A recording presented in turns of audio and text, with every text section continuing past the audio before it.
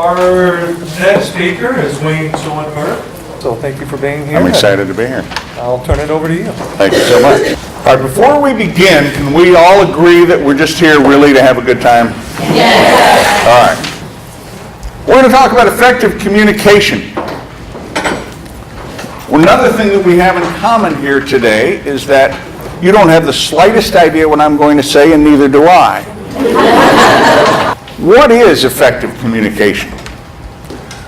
I come here to this room filled with people who spend their lives communicating, spend their day lives communicating, their jobs communicating. And I was really impressed with everything that I heard.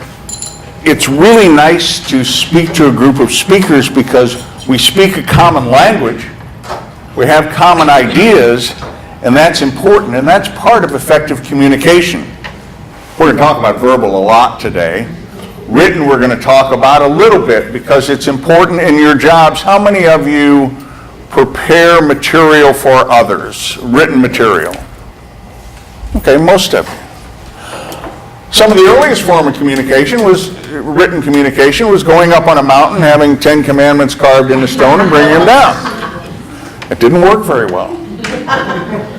So the change in written communication, email now has become extremely important. Email is one of the, statistics show that email is one of the most misunderstood forms of written communication that there is. When you write an email, I suggest that you use extreme caution in what you say. Texting is becoming more and more prevalent. I can't believe how much business is done by texting. But effective communication is getting this message to this person correctly. You all know as kids you played the telephone game. That's a game and it's fun, but it's totally demonstrative about what happens. And somebody else mentioned here correctly, everything that was said was correct, but somebody illustrated the point that listening is a big part of communication. Communication is two-sided. Have you ever had that situation where you come to somebody and you say, gee, I had a great time last night, I did such and such, and they immediately respond with, yeah, I did that too. I had that same experience, or I didn't have that same experience, or I like that, I don't like that.